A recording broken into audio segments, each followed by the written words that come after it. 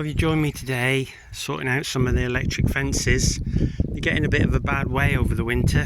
The cattle sort of at the end of the grazing season tend to have a bit of a free roam around the farm, and then you end up with some cattle in one paddock and another, and some of them, well, let's say they try and take the shortest route from one paddock to the other rather than using the designated openings in the electric fence.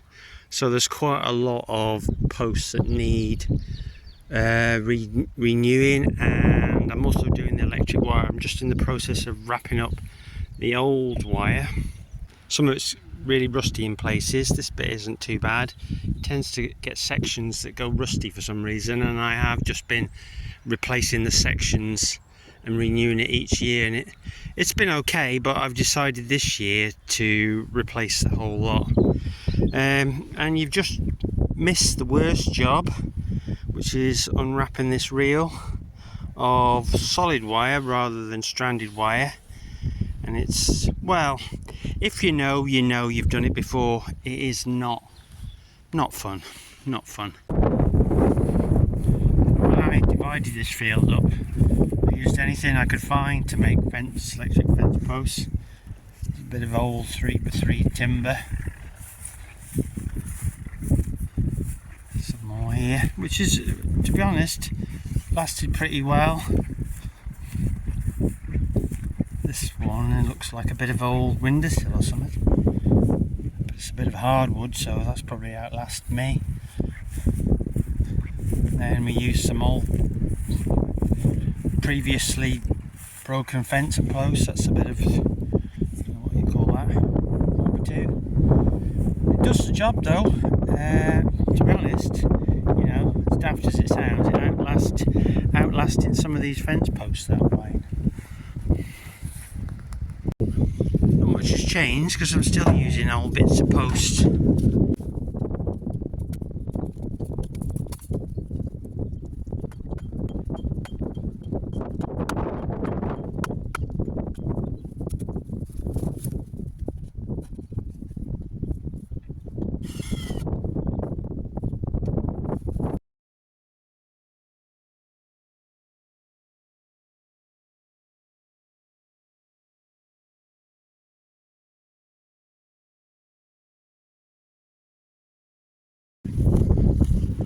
That's this length replaced.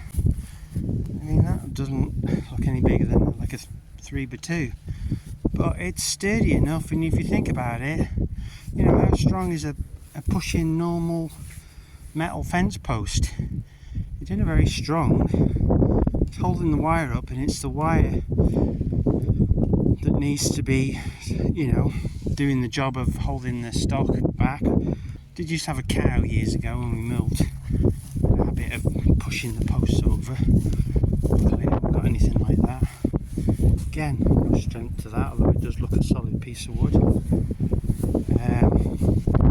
Keep the insulators near the top. They stop them rubbing their heads on the top of them, which is another thing that might snap them off. But because I'm using old fence posts and bits of timber, none of them tend to be too long, so there's not much that's above the insulator, so there's nothing there to worry about. So at this end of the field we've got an up and over, so that we can keep powering this wire here if this is open and the cattle are moving between both fields. What I've done with this one, I left the original wire on, and all I've done is wrap some old tape around it, so it's wire and tape, so hopefully that's give it a bit more oomph, because they do tend to sometimes, you know, if you're walking up the other side of this hedge, or they run up the side of the hedge towards these corners. So, but that's all finished now on this run. So I was going to put these blocks in on this wire. It's 2.4 this is. It's a lot easier to bend than it is on the 3.8, but all I've done is tension it, is just pull it by hand, and then wrapped it round the base of the insulator so it's got a bit more strength, and then connected it onto this other down, this one down here. So we've got power coming in this way, and we've got power coming in this way when it's shut. Seems quite strong enough. We can always do something different if we need to, but I don't need it overly tight. This doesn't need to be like super high tension. I think as it is, it'll be fine.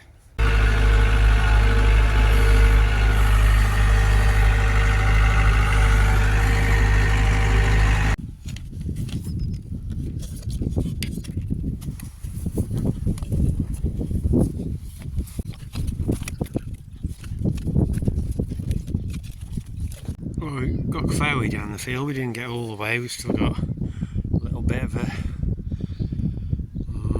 50 metres. If we get some more, we'll put it on there, I think. I mean, the new wire is a lot more visible than the old wire anyway, but when you look at it this way, it's easy to see. But you've got to remember, when the cattle are looking at it that way against the sky, it's not so visible. But anyway, I think definitely think the old tape on it should help make it more visible. So, I mean, I was going to throw it in the bin, but I think this might be a better use for it.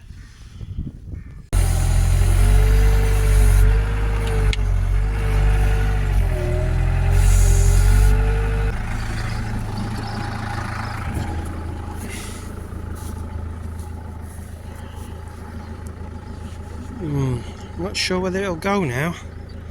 What's happened is, for some reason, this front wheel, the brakes locked on it. I thought I could get it back to the yard, but this was as far as I got it. It just wouldn't drive up the hill.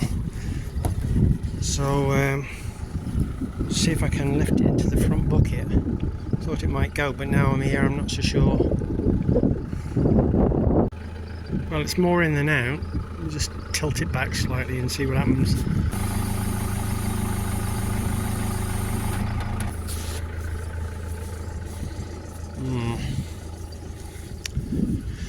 Maybe if I put something around it, I can hold it in.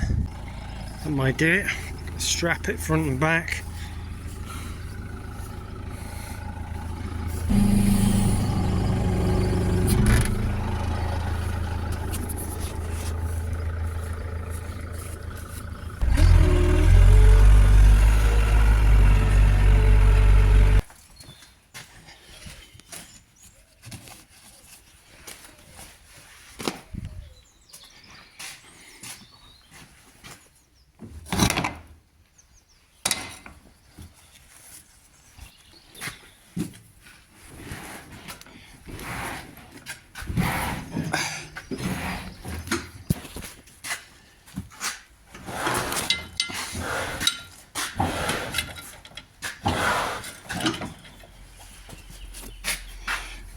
Oh, some weight in them with it. Don't move under their own steaming. It's in the workshop now. Another job to have a look at that when we get a chance. So it was a bit of a weird one with the quad bike. I don't know quite what it was. For some reason it wouldn't go round. The next morning it seemed better. All I have actually done is just bled the bleed nipple on the front here. You can see it at the back here. I just opened that a little bit, let a bit of the brake fluid out, and it's been alright since. That's all I've done. But yeah, not quite sure why it's gone like that. Probably needs some sort of service. It doesn't get much, it doesn't get a lot of use, to be honest. And it doesn't actually get a lot of maintenance either. So, but it always starts and gets me around the field when I need to do a bit of fencing and things, which is why I had it, really. You know, moving a few fence posts, electric fence posts, wire, etc. Didn't spend a lot on it, as you know, so can't expect a lot for it. But yes, didn't want it to be a bit of a nuisance.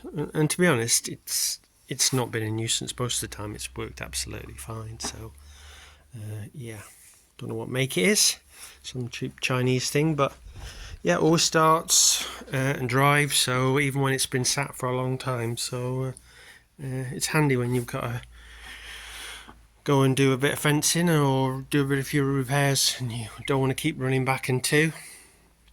It saves your little legs a little bit, and as getting older, that's not always such a bad thing. So we've had the feed trailer out. It's the first time I've used it in a few years. Not a lot of bales. Probably had I think it's only had 3 bales in it, but it was just to supplement them a little bit. We went a long time without any rain. This week we've had a couple of days, not massive amount of rain, but enough I think to keep things growing again. Before that it was very cold and very dry, and it wasn't growing so well, so I didn't want to get ahead of them in terms of the grazing, so we sort of held them up a little bit with a bit of buffer feed. So I haven't put any in this week. Don't think I will need to put any more in. There's a little bit in it that's probably going to get wasted, but so be it. Yeah, so we're moving them on to some other paddocks now. We're further away from the building, but I could take the trailer up there, but I don't think there's going to be any need. Not for the time being anyway, so yeah, we'll get that cleared out and move back out. But yeah, it's been a funny old spring, hasn't it? So just let these guys in the next paddock, so they all seem very happy. Certainly getting a bit more on it now. Nice bite. First paddocks, you know, there wasn't very much on at all, but now it's getting up to quite a height. So ideal grazing. Should be alright for in here for a while. So maybe we don't need to move them quite as quickly now from one paddock to the other, but that's good. So this is the paddock they've come from, and you can see there's still a lot of dried muck in here, and that's because of the very dry spring we have. It hasn't really washed in. It's not such an issue in these grazing in fields because the cattle will graze around it. It won't be so great in the fields or field that we silage. I mean, it has got a bit more time, but some of that's definitely going to come back in the silage, isn't it? But won't be the end of the world, but it certainly won't do anything to improve the quality of the silage. But swings and roundabouts, isn't it? Swings and roundabouts. Anyway, that's it for this video. Catch you again soon. Thanks for watching.